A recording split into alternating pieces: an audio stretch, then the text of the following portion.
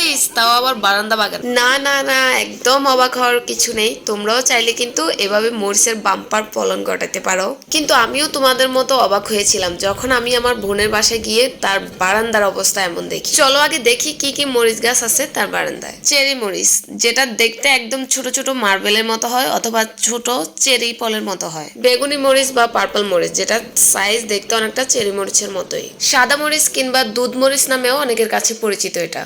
তারপর আছে বোম্বে মরিচ, কি যে ঝাল এটা। আরো ছিল কলা মরিচ, যেটাতে জাল ছিল অনেক কম। প্রতিদিনের খাদ্য তালিকায় মরিচ একটি গুরুত্বপূর্ণ উপাদান, যেটা আমাদের নিত্য প্রয়োজনীয় লাগে। একদম গাছের মরিচ থাকলে তো কোনো কথাই নেই, গাছ থেকে উঠাবো আর রান্না করব। এটার ফিলিংস হচ্ছে তারা বুঝবে যারা হচ্ছে রেগুলার বারান্দায় এরকম মরিচ গাছ লাগাই রাখে। সেদিন আমি আমার আপুর বারান্দায় গিয়ে এত এত মরিচ দেখে গাছে আমি পুরা পাগল হয়ে গেছে যে কখন এত মরিচ গাছ তুললো। মাশাল্লাহ, এত বেশি মরিচ হয়েছিল গাছগুলা। তার মরিচগুলা যখন গাছে একদম ছোট ছোট ধরে আছে, এগুলা দেখতে পুরা মনে হচ্ছে মরিচ গাছে ফুল ফুটে আছে এরকম। এত সুন্দর লাগছিল এগুলা।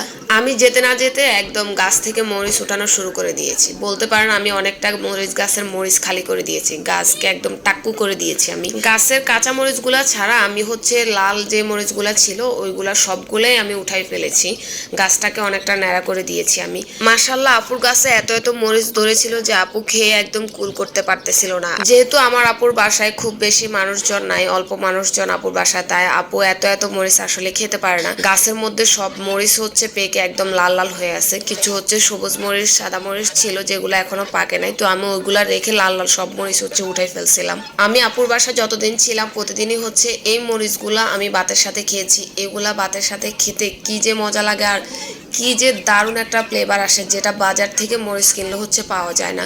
গাছ থেকে উঠায় আর সরাসরি মরিচ খাইতে যে কি যে ভালো লাগে। সিজনে মরিচের দাম কম থাকলেও কিন্তু আনসিজনে মরিচের বাজারে প্রচুর দাম হয়, যেটা কিনা অল্প মানুষের জন্য মরিচ কিনতে গেলে দামটা একটু বেশি পড়ে যায়। অল্প মানুষের জন্য বাজার থেকে মরিচ কিনে আসলে পোষায় না আনসিজনে। সিজনে কোনো সমস্যা হয় না, তখন দাম অ্যাকচুয়ালি কমই থাকে। তাই হচ্ছে এরকম 4-5টা গাছ যদি আপনি বারান্দা লাগায় রাখতে পারেন, তাহলে সারা বছরই হচ্ছে এই মরিচ গাছগুলা থেকে মরিচ তুলে রান্নার কাজে ব্যবহার করতে পারেন, ভাতের সাথে খাইতে পারেন। কি যে মজা। মরিচ গাছের কিন্তু খুব বেশি যত্ন কিংবা অনেক বেশি রোদের প্রয়োজন হয় না। অল্প রোদে অল্প যত্নেও কিন্তু এই মরিচ গাছ হয়। এই মরিচ গাছে কিন্তু আমার আপু যত্ন হিসেবে পানি দেয় আর খৈল দেয় মাঝে মধ্যে।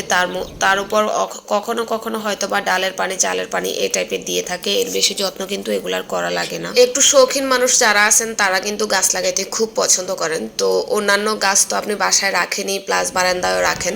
তো এভাবে 2-4টা মরিচ গাছ যদি রাখা যায় তাহলে কিন্তু খুব বেশি ভালো হয়, যেটা আপনার রান্নার কাজেও লাগলো, খেতে পারলেন এবং দেখতেও কিন্তু চমৎকার লাগে। বারান্দা যদি একটু গাছ লাগানো থাকে, আপনার অনেকটা ফ্রি টাইম কিন্তু বারান্দায় কাটাতে পারবেন, অনায়াসে ভাল লাগবে তখন আপনার। আপুর বাসার বোম্বে মরিচগুলা প্রচুর পরিমাণে জাল ছিল, তবে আমি অনেক বেশি পছন্দ করি জাল খাইতে। 150 আমি প্রায় হচ্ছে বোম্বে মরিচগুলা খাইতাম, তবে লালগুলা খাইতে পারতাম না। যেগুলা সবুজ টাইপের আছে সেগুলা খাইতে পারতাম। বোম্বে মরিচ লাল হতে হতে অনেক বেশি জাল হয়ে যায়। এত এত মরিচ দেখে আমি আসলে লোভ সামলাইতে পারি নাই, তাই ভাবলাম আপনাদের সাথেও একটু শেয়ার করি। কেমন লেগেছে আপনাদের অবশ্যই কমেন্ট করে জানাবেন। তো ভিডিওটা এই পর্যন্তই থাকলো, সবাই ভালো থাকবেন। আল্লাহ হাফেজ, বাই।